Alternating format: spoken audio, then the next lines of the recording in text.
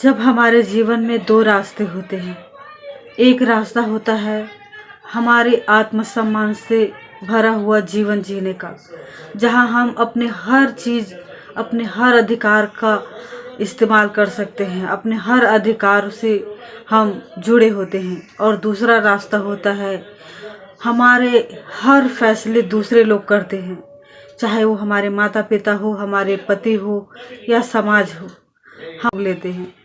और हमसे कोई पूछता भी नहीं है कि उसमें हम राजी हैं या नहीं हैं, उसमें हमारी भलाई है या नहीं है। बस हमारे लिए फ़ैसले ले दिए जाते हैं और उन फैसलों को हम पर ज़बरदस्ती सौंप दिया जाता है। ऐसे में हमारे अंदर एक छटपटाहट जन्म लेती है। हम अंदर ही अंदर सोचते हैं कि कौन सा रास्ता चुने। एक रास्ता होता है जिसमें सारी सुख सुविधाएं मौजूद होती है, समाज का जो बनाया हुआ ढांचा है उसमें वो सम्मान भरी ज़िंदगी होती है।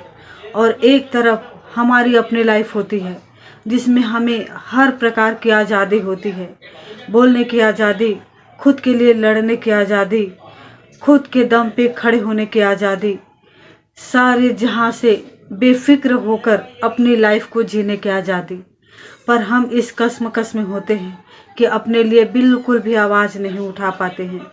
हम एक आसान रास्ता चुनते हैं जिसमें चाहे चार दीवारी के अंदर हमारे अंदर कुछ भी हो रहा हो, हम चुपचाप वो चीज़ को बर्दाश्त करते हैं, हर प्रकार के वायलेंस को बर्दाश्त करते हैं, लेकिन अपने लिए आवाज़ नहीं उठा पाते क्योंकि हमें कभी भी हमने अकेले रहने का साहस नहीं किया होता है, खुद के लिए लड़ने का साहस नहीं होता है, खुद के दम पे चार पैसे कमाने का साहस नहीं होता है, बाहर के लोगों को फेस करने का साहस हमारे अंदर नहीं होता है। और हम अपनी लाइफ को यूं ही बेकार में गुजार देते हैं। हम अपने लिए कुछ भी नहीं करते हैं। अक्सर हमारे आसपास ऐसी लेडीज़ को देखा होगा जिनके पास कहने को तो सब कुछ होता है, पर उनके चेहरे पे वो आत्मविश्वास नहीं होता है, वो खुशी नहीं होती है, वो सम्मान भरी लाइफ नहीं होती है, वो आज़ादी नहीं होती है।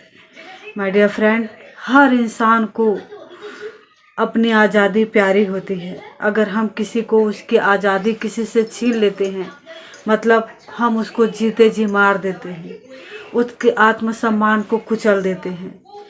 हमारे लिए आवाज़ उठाने का ठेका किसी ने नहीं लेके रखा है। अगर हम खुद अपने लिए आवाज़ नहीं उठा सकते हैं, अपने आत्मसम्मान के लिए नहीं लड़ सकते हैं, अपने बारे में नहीं सोच सकते हैं और हम अपनी लाइफ को यूं ही बिताना चाहते हैं, तो किसी को भला हमारी क्या पड़ी है जो हमारे लिए आवाज़ उठाए।